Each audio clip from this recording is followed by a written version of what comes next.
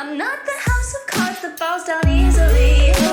I'm strong enough to handle what you throw at me. Welcome to Mental Health News Radio. I'm your host, Kristin Sunanta Walker.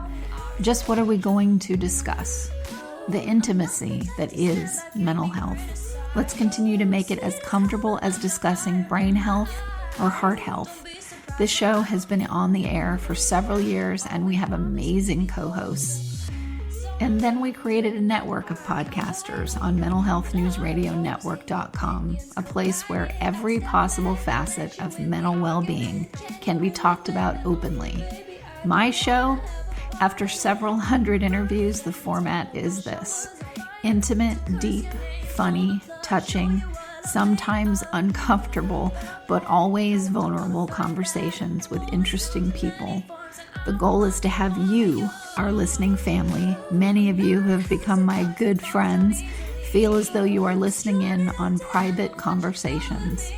Thank you for tuning in and becoming part of this amazing journey with me, and now with our network of podcasters. Just knowing this podcast might be helping any of you realize you are not alone on this journey called being a human being makes doing this podcast worth every second. After all we promised, we'd be cordial.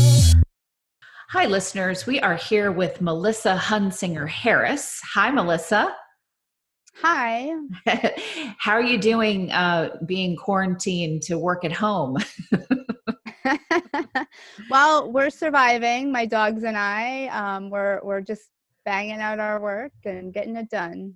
Now, I know you work for Bay Path University. You're a clinical supervisor and assistant professor in special education for applied behavioral analysis, correct?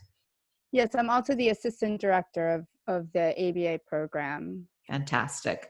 So were you already doing classes online or were you doing classes on campus? Yeah, in recent years, most of the classes that I have been teaching were online. Our program does offer both online and hybrid courses, so where the classes will also meet on campus up until the past few weeks. Right. I've been giving the date on shows just so that people that are listening to this, because, I will have people go back and listen to shows I did, 7 years ago. So considering the fact that we're right in the middle of the COVID-19 outbreak, it's April 1st, April Fool's Day, but this is no joke, April 1st, 2020. So yeah, a lot of my friends that are professors are, have had to quickly transition to all of their courses, obviously, to be online. So we've both said during the show, if you hear our dogs, nothing we can do about it. That's right.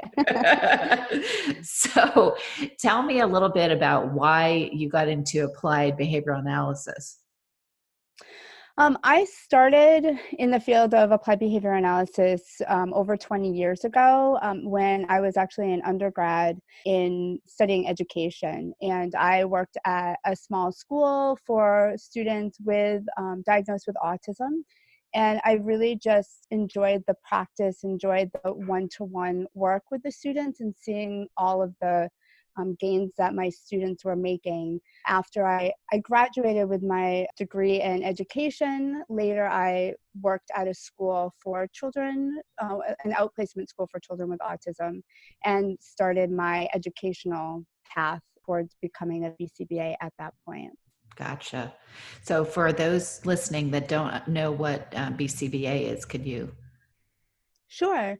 So BCBA stands for Board Certified Behavior Analyst. A BCBA credential is the credential that is viewed worldwide as the practice credential for a behavior analyst. In addition to the BCBA credential, most states in the United States also require licensure. So I'm also a licensed behavior analyst in Connecticut and in Massachusetts. So, I always look at these kinds of careers that people get into with, there's multiple ways that you can go with ABA. And I think the most popular still is into the field of autism. Am I correct in that, or has it widened more recently? Yeah. I mean, in recent years, there has been a widening of the different paths that a BCBA or a behavior analyst will take, but it is predominantly individuals will work in the field of autism. I believe that the current statistics are something like 67% of individuals who are certified work with individuals with autism, or in education in some manner. But there are a lot of other paths or avenues that a BCBA or somebody who is studying behavior analysis can take. Yeah, can you name a few of those just so people that are interested in this field get, understand what their, what possibilities there are for them?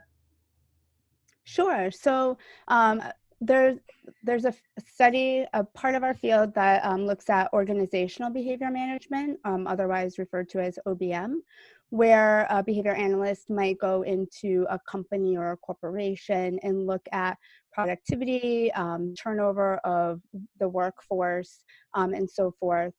There are BCBAs who work in hospital settings. There are BCBAs or behavior analysts that work in schools, just more in general education. There are specialized schools for individuals that have learning deficits but aren't diagnosed with autism.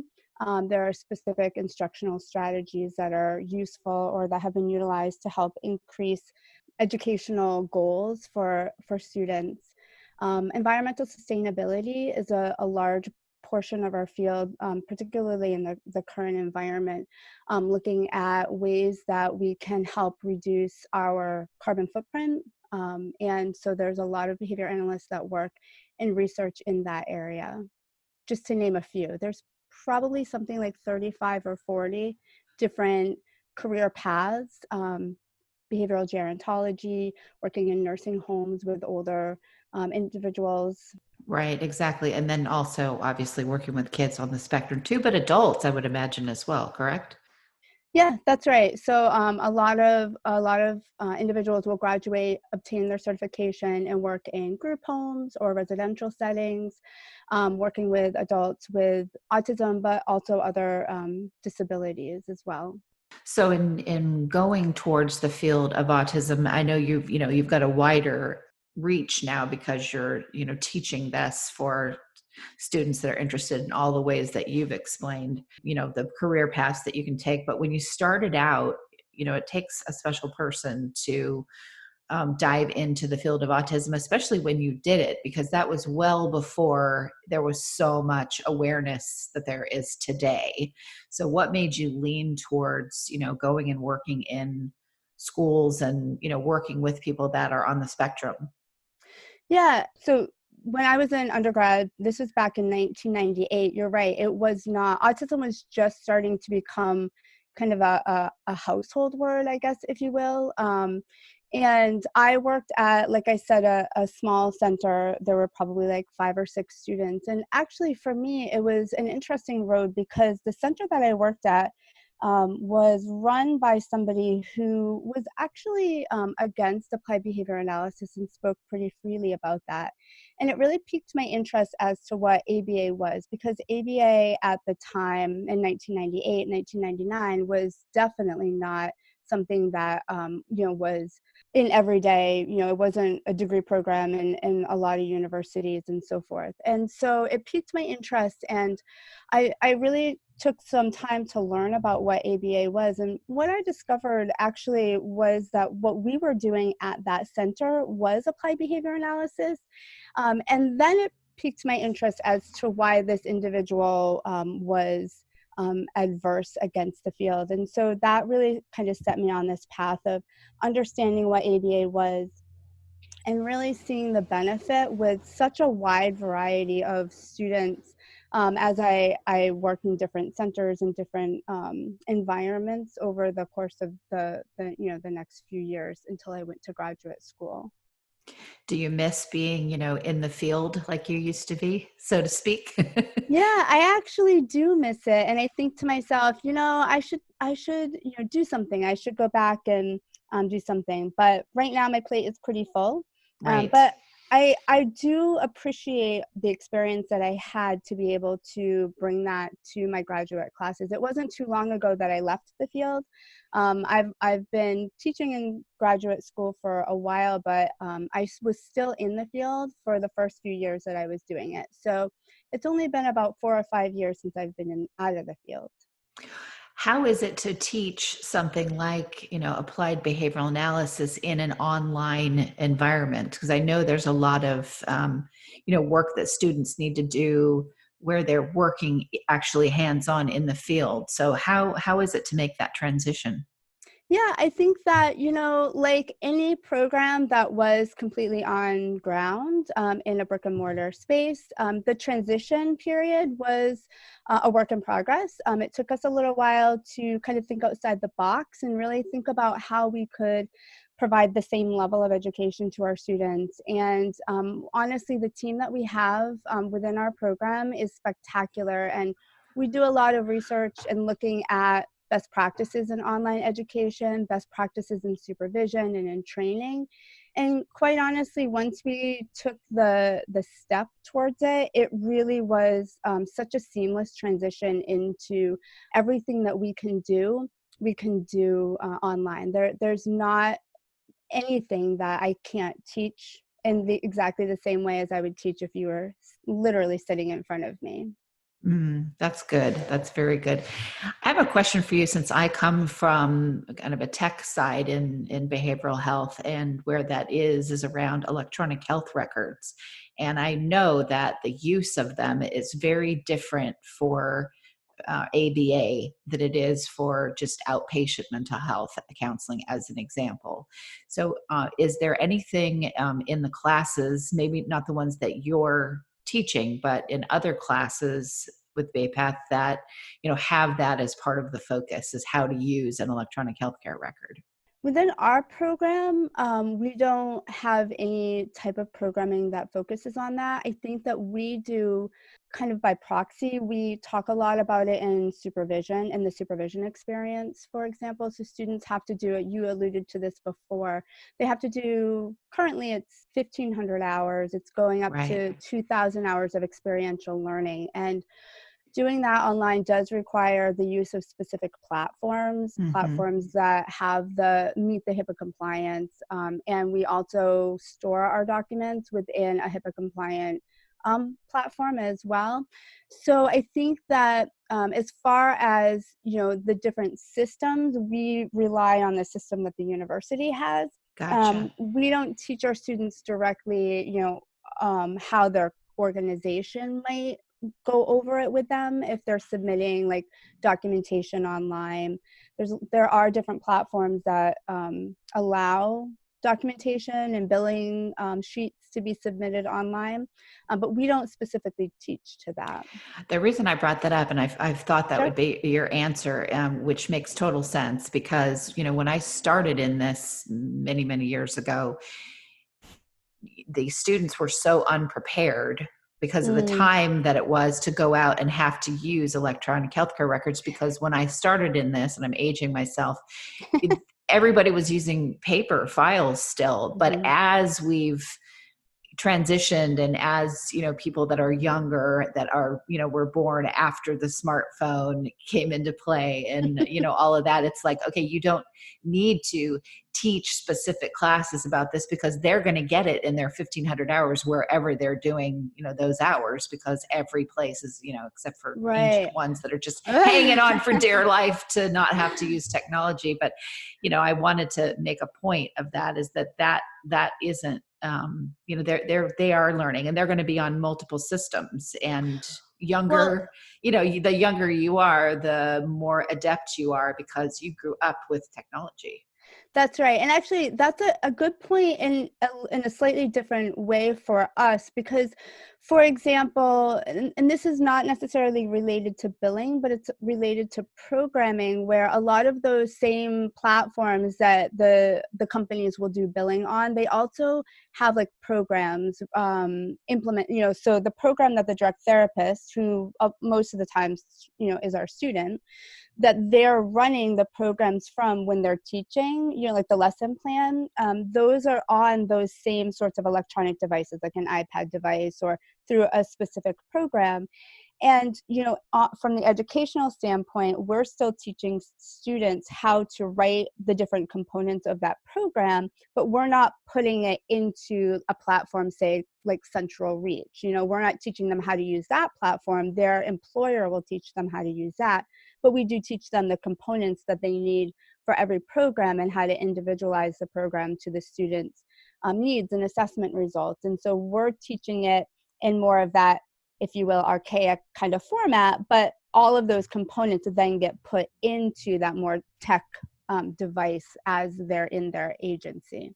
Does that sort of culminate what you were thinking? Okay. Absolutely. And the tracking of it is so different because with ABA, you're tracking, how many times did someone do this particular action, and you don't have to track so much just detail, the level of detail that you don't need to track for, outpatient mental health services, even residential, unless it's, something like Springbrook Behavioral Health, Autism Behavioral Health is an example where, that's what they're doing is autism services, but other, mental health organizations, they just don't have to get to that granular level, and that you have to with ABA. I mean, that's part of what you're doing. Did they do this particular action 10 times today as opposed to 5 yesterday, that kind of thing. Right. That's right. And, any given student might have like 25 different programs or lesson plans that they're running in a day, and every one of those data are collected on them. And you're right. It's a lot of data that are collected and graphed and analyzed, and it's easier to do it in an online platform. But, I also come from the days of, these ginormous graphs where we used to plot each data point, and then if you messed up, you're like, oh, I used pen this time, that was terrible. Exactly. I know, it's so funny. I used to see those. I used to have to take those sheets and type them up and create them. Yes. And then transfer them into a system when people went from doing paper to a system. And I know all that grid tracking, and thank God you can do it online by clicking. Yes. And there's an undo button. Exactly. No pen and no paper erased so many times that there's a hole in it. Yeah. I wish I could say I miss those days, but yeah, I don't miss them either. So how was it for you to, transition into, a strictly academic, role? I know you talked a little bit before on how you miss it, but it is a leap to go from, where you were into, the world of academia, especially, becoming a professor. So what's that been like for you? Yeah. I think that, I was fortunate that, this is probably the case of a lot of people who enter academia as well, is that I started kind of small. So I started at BAPATH providing supervision to students, and then I was a TA in a course, and then I became, an adjunct teaching a course that was already developed, and then, over time I kind of got a little bit more and a little bit more until I went on full time. And I think, quite honestly, that was the best route to take, because academia is very different. And it's one thing to go into the field and to be, doing what you're doing and seeing that success, but to turn around and have to teach all of the minute details to a student who is new to the field or is doing this on a daily basis, it really requires a lot of research and just kind of picking apart all of those details that you take for granted when you're applying it. Mm-hmm. And so I think that gradual introduction into into working full time at the university was really helpful to see that come through. Yeah, it's interesting when you go full circle like that, because you started out doing it and then you have to go into this wider scope of it where you're teaching it. Yeah. So you get this bigger, higher level view of what's going on. And you're right, having the experience ahead of time, I'm sure, just helped you be a better teacher.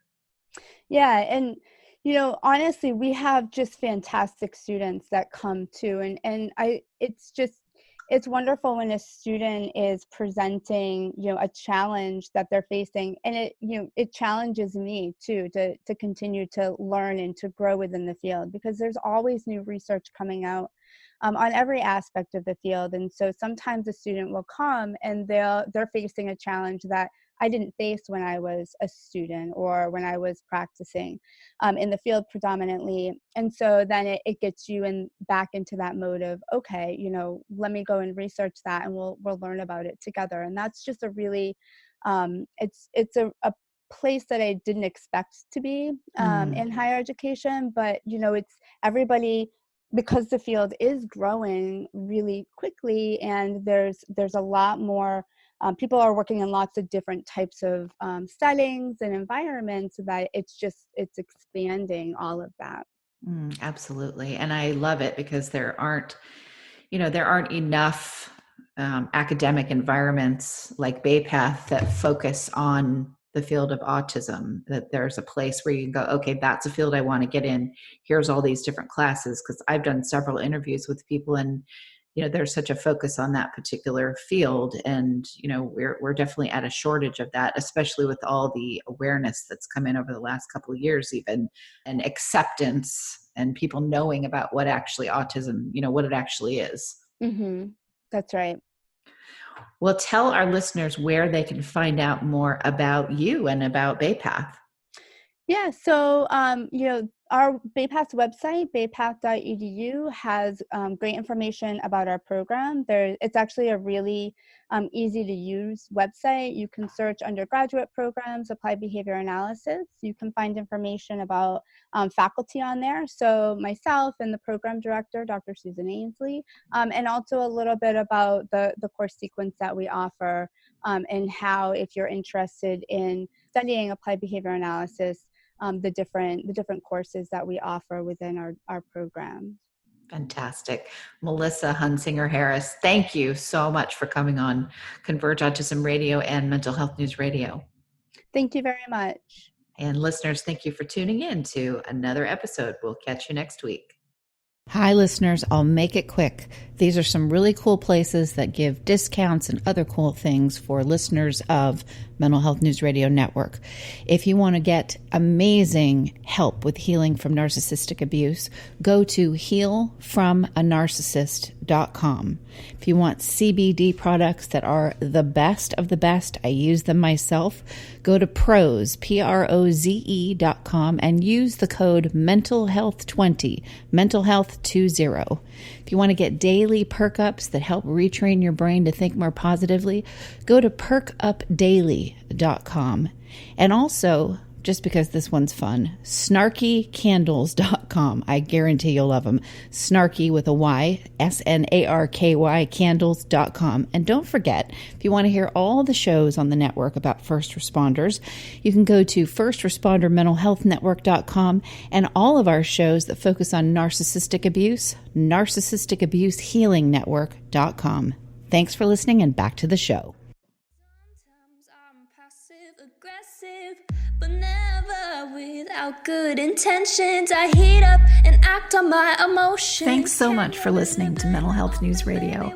Our podcast can be found on iTunes, Stitcher, and hundreds of other podcast apps, or you can visit our website at mentalhealthnewsradio.com. If you have a question or would like to be a guest, become a podcaster on our network, or join the amazing organizations that help keep us on the air, please email us at info@mhnrnetwork.com. Get ready for that special goodbye from our resident therapy dog, Miles, and a special thanks to Emily Sohn for letting us use her incredible song, Cordial, for our podcast music. Listen to the full song on SoundCloud at emily.sonne. Don't be surprised when I don't hate on you. After all, we promised we'd be cordial. Sometimes in you I can fight it. Good boy.